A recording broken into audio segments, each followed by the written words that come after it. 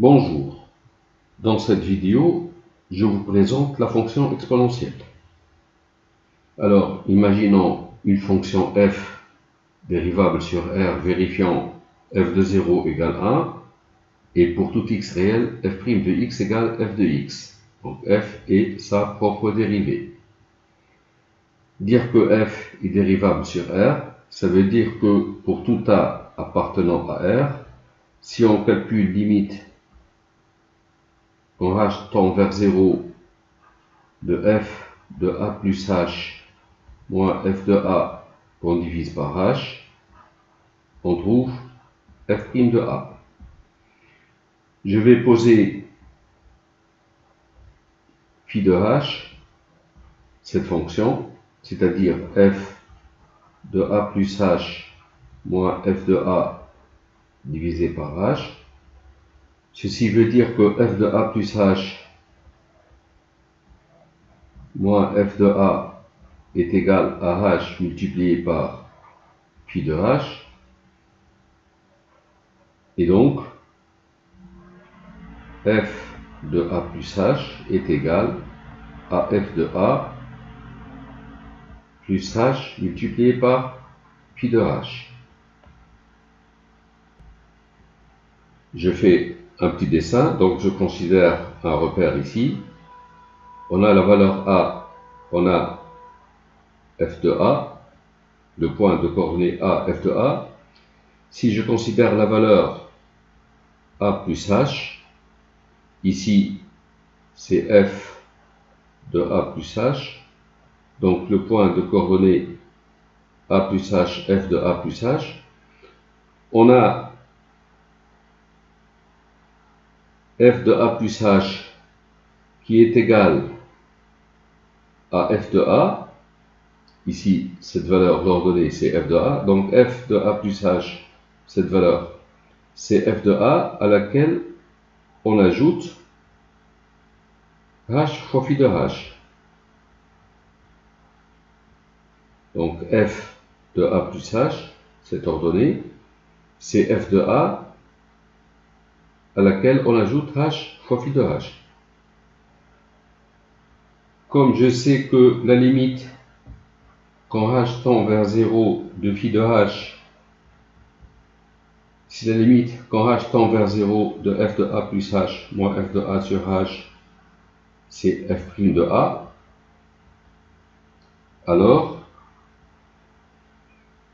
ceci signifie si h est voisin de 0, donc h est proche de 0, alors si h est voisin de 0, donc h tend vers 0, la limite de phi de h est égale à f' de a, c'est-à-dire phi de h devient voisin de f' de a.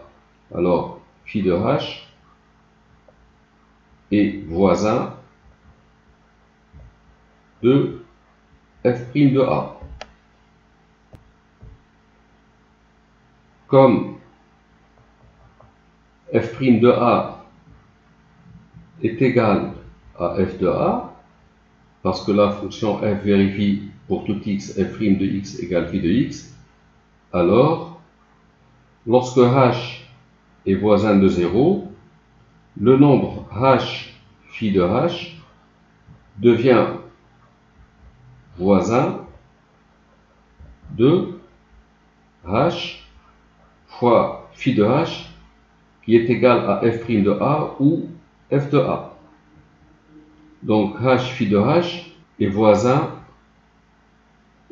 de h multiplié par f de a. Ce nombre, c'est à peu près h fois f de a. Et on en conclut que pour h voisin de 0, je répète encore une fois, f de a plus h, c'est à peu près égal à f de a plus h phi de h, c'est-à-dire h f de a.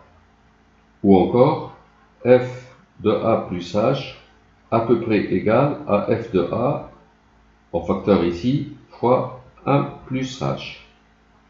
Donc, pour cette fonction f, qui vérifie f' de x égale f de x pour tout x réel, si on considère un nombre a, alors f de a plus h, c'est à peu près égal à f de a fois 1 plus h, lorsque h est voisin de 0. Prenons par exemple h égale 0,1. On considère que 0,1 est proche de 0 si vous voulez.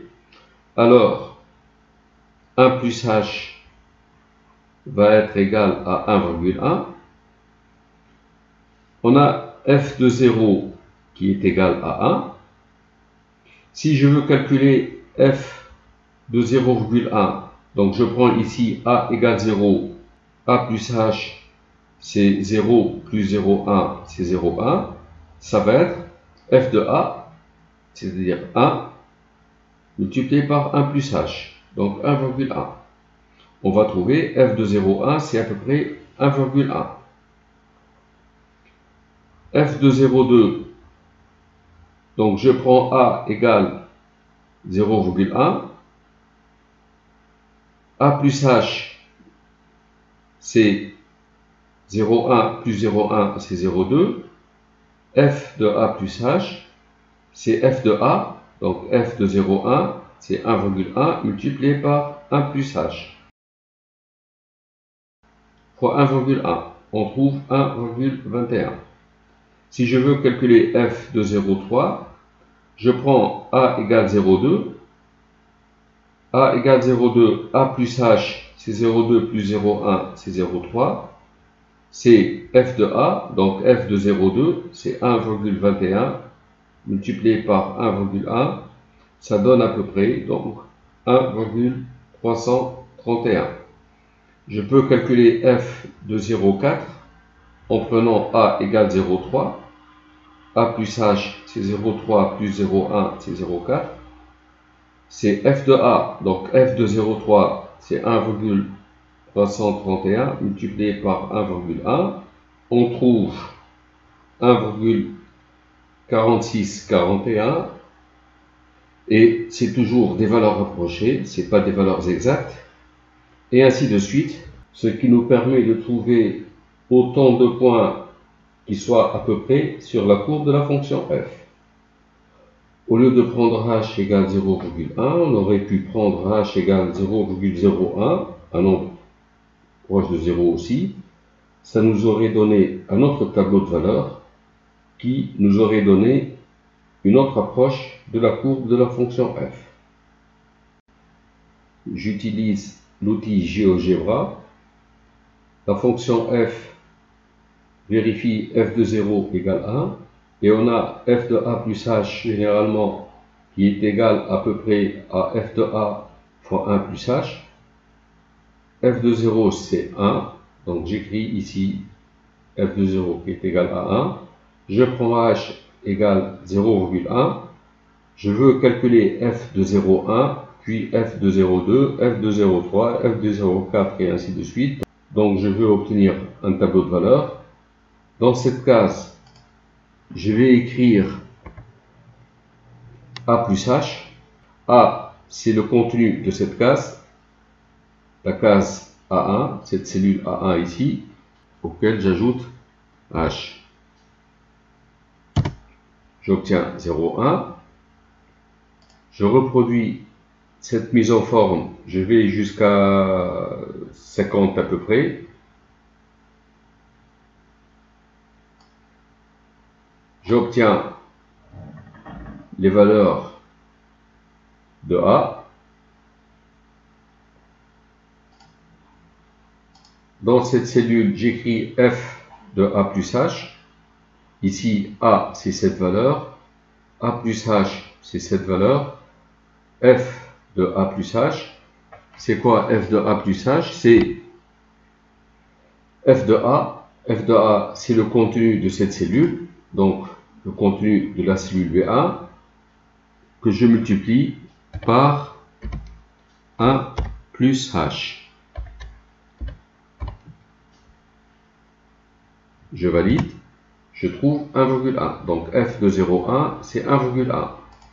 Je reproduis cette mise en forme pour obtenir les images des différentes valeurs.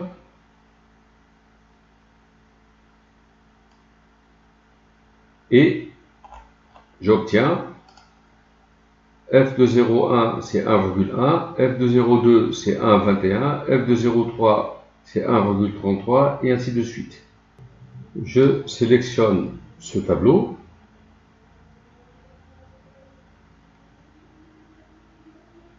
et je crée une ligne brisée. Ceci me donne une allure de la courbe. Au lieu de prendre h égale 0,1, j'aurais pu prendre une autre valeur de h.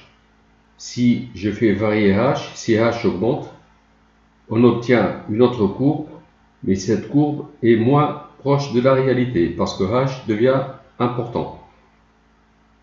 Il faut que h soit aussi petit que possible pour avoir une bonne approximation de la courbe. Donc au lieu de prendre 0,1, je peux prendre par exemple 0,05, ça me donne une idée plus précise sur la courbe. Je peux considérer aussi h négatif. Donc je vais reproduire ce tableau avec h négatif. Ici j'écris 0, puis ici j'écris l'image de 0 qui est égale à 1. Dans cette cellule, comme h est négatif, je vais écrire A moins H.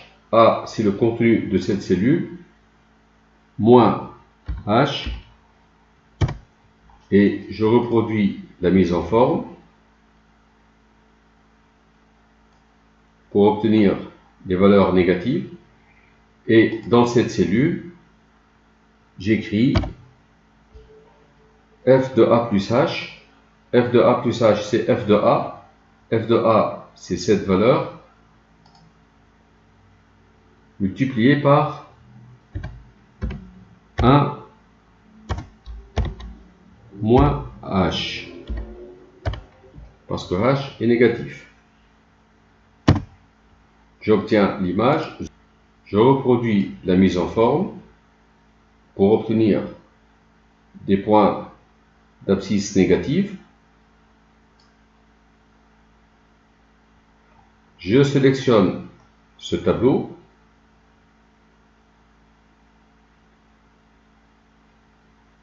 et je crée une ligne brisée. J'obtiens énormément de points pour x négatif.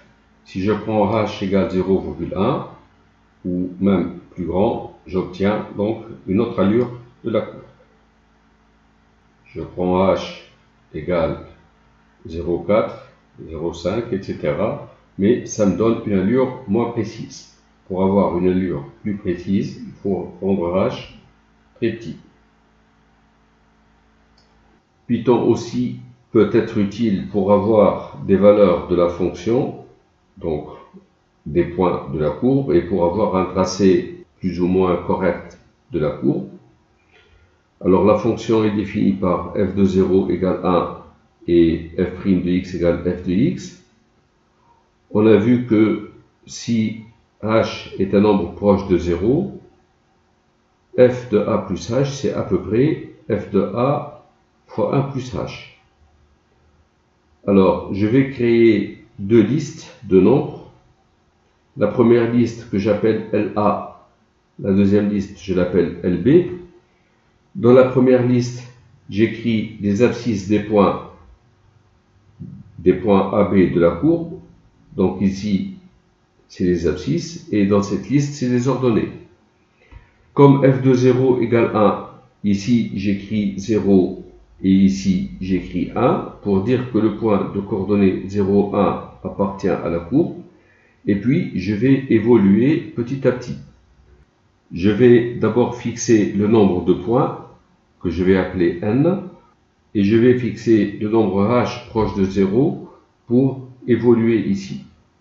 Ayant rempli ces deux listes, on aura une succession de points qui vont nous permettre de tracer la courbe. je vais définir la fonction que je vais appeler exp, qui dépend de deux paramètres h et n. H qui va être un nombre proche de 0 et n le nombre de points. Je vais initialiser la liste LA, donc j'écris LA égale 0 et j'initialise la liste LB, donc LB sera la liste 1,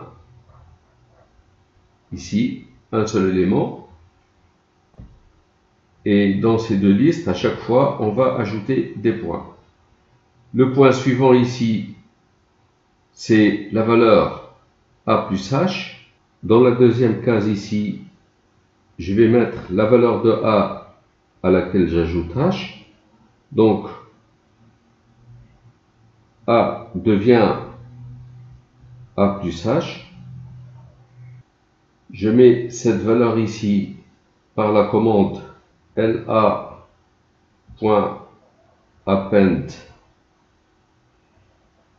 A. Donc ici, ça va être la valeur A plus H. La valeur de B, ici, l'ordonnée, la nouvelle valeur de B, ça va être f de A fois 1 plus H. F de A, c'est cette valeur-là. Donc, B multiplié par 1 plus H. J'inscris cette valeur ici. Donc, LB append B permet de mettre la deuxième valeur ici. Et on continue jusqu'à l'ordre n pour remplir ces deux tableaux et pour avoir n points de coordonnées AB sur la courbe de la fonction f.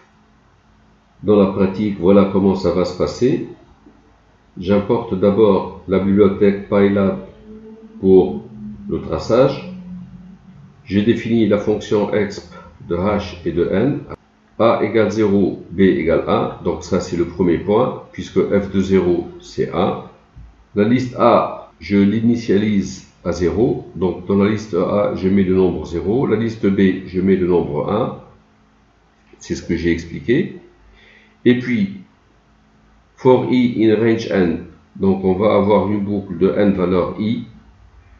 À chaque fois, A devient A plus H. Et dans la liste LA, on ajoute la valeur de A.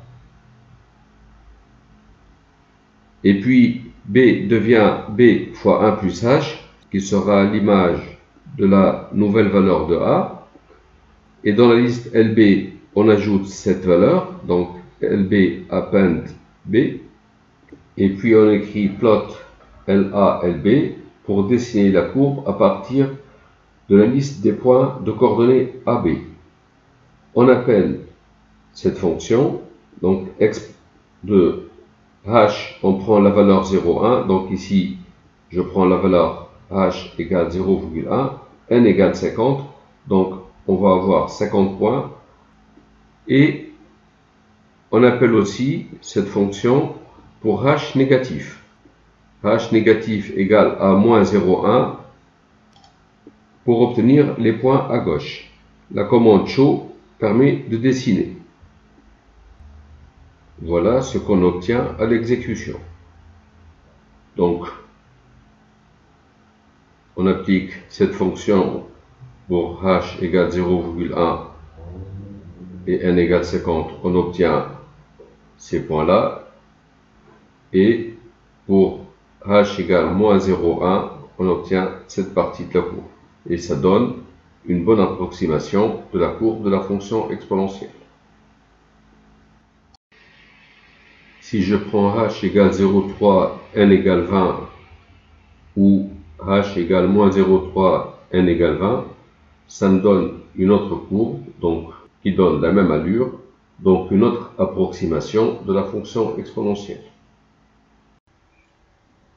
Je reviens au programme Python. Donc, lorsque je l'exécute pour h égale 0,1 et n égale 50, il va me donner les points de coordonnées 0,1 d'abord. Et puis le pas, ça va être 0,1. Donc l'image de 0,1, puis l'image de 0,2, l'image de 0,3, etc. 50 fois. Donc on va arriver à l'image de 5. Et puis pour h égale moins 0,1, donc l'image de moins 0,1, moins 0,2, moins 0,3 jusqu'à l'image de moins 5. J'exécute donc encore une fois ce programme et il va afficher les images de moins 5 à 5. Alors ce que je vais faire maintenant, c'est supprimer cette ligne et je vais ajouter une ligne ici. Je demande d'afficher la liste LA de I, LB de I, c'est-à-dire les points de coordonnées A et F de A. Lorsque I varie de 0 à 49, donc 50 valeurs. Donc, on va afficher les coordonnées des points de la courbe. J'exécute. Donc, il m'affiche la courbe pour A entre 0 et 5 seulement, et il m'affiche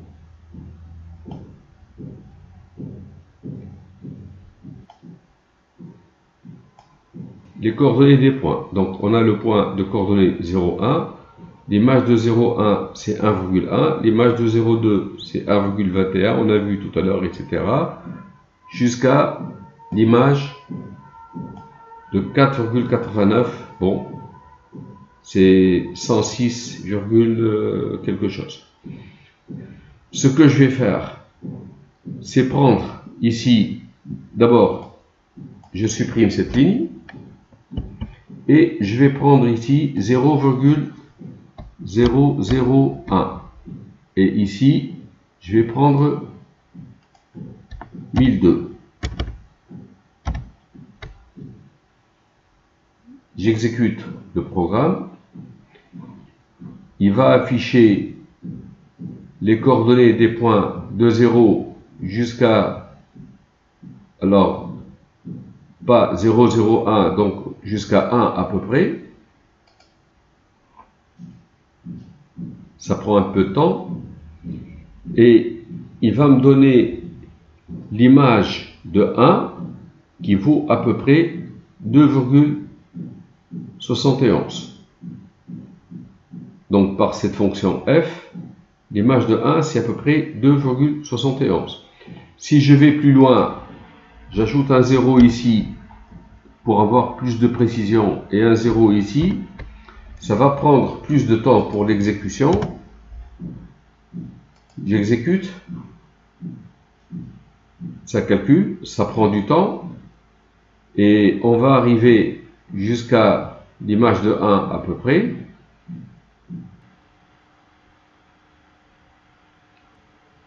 Et je trouve l'image de 1, c'est à peu près 2,718. L'image de 0,99999, c'est à peu près 1 ici, c'est 2,718 à peu près. Donc par cette fonction, l'image de 1, c'est à peu près 2,718. En conclusion, on voit qu'il y a qu'une seule fonction f dérivable sur R vérifiant f de 0 égale 1 et pour tout x, f' de x égale f de x. Voici sa courbe. On vient de voir avec Python que l'image de 1 c'est à peu près 2,718. En fait, l'image de 1 par f c'est à peu près 2,718 et puis il y a 28, 18, 28, etc. Ce nombre, l'image de 1 par f, est noté E. C'est la constante de l'air, c'est une constante mathématique. Ce nombre E existe dans votre calculatrice. Cette fonction est appelée fonction exponentielle de base E. On la note provisoirement EXP. Et la conclusion, la fonction exponentielle de base E, la fonction EXP, est dérivable sur R. Pour tout x réel, l'exponentielle de x, sa dérivée, c'est elle-même, c'est exponentielle de x. l'exponentielle de 0 égale 1 et l'exponentielle de 1 est égale à e. Pour les propriétés de cette fonction, il faudra suivre la vidéo suivante. Voilà, c'est la fin de cet exposé. Merci d'avoir suivi.